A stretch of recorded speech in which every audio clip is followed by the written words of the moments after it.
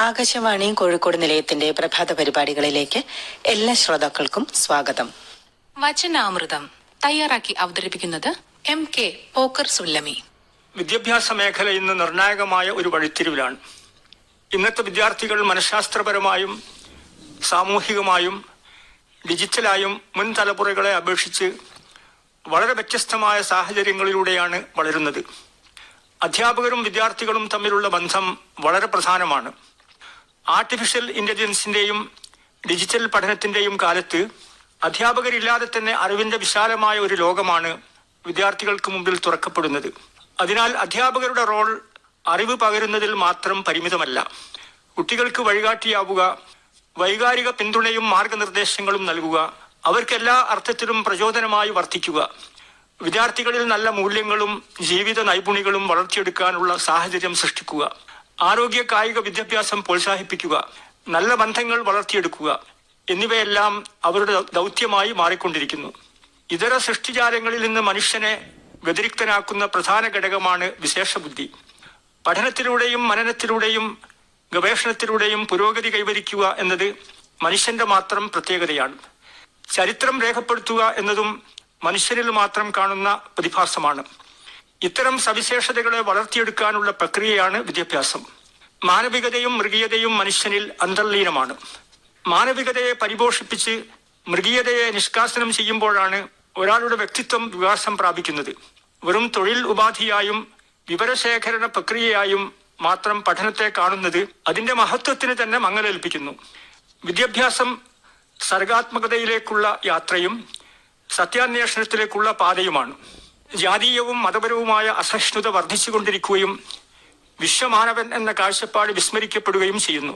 എല്ലാ തരത്തിലുള്ള വിവേചനങ്ങളെയും അസമത്വങ്ങളെയും അവസാനിപ്പിക്കാനുള്ള ഊർജവും കരുത്തും വിദ്യാഭ്യാസം വിദ്യാർത്ഥികൾക്ക് പ്രദാനം ചെയ്യണം. എല്ലാ രംഗത്തുമുള്ള സാംസ്കാരിക ജീർണതകളെയും ചൂഷണങ്ങളെയും പ്രതിരോധിക്കാനും യുവതലമുറയെ സജ്ജമാക്കേണ്ടതുണ്ട്.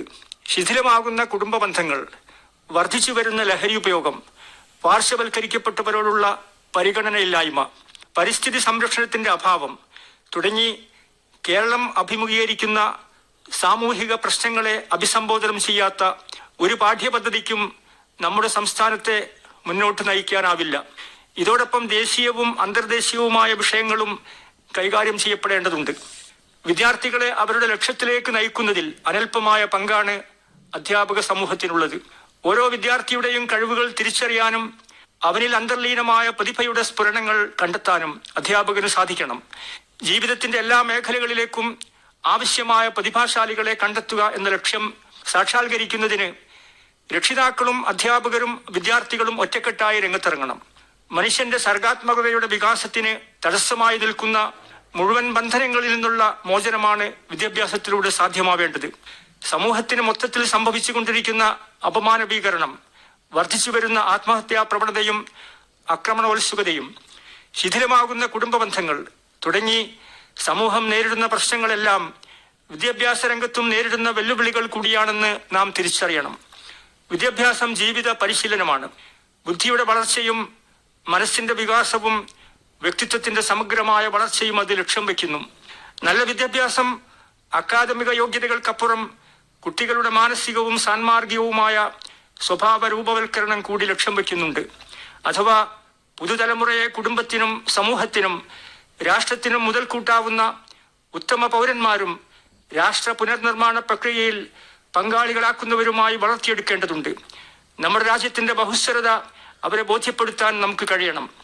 ആരെങ്കിലും അറിവ് തേടി പുറപ്പെട്ടാൽ അവന് ദൈവം സ്വർഗത്തിലേക്കുള്ള വഴികൾ എളുപ്പമാക്കുമെന്നുള്ള പ്രവാചക വചനം നമുക്ക് പ്രചോദനമാകട്ടെ. വചനാമൃതമാണ് നിങ്ങൾ ഇതുവരെ കേട്ടത്. തയ്യാറാക്കി അവതരിപ്പിച്ചത് MK പോക്കർ സുല്ലമി.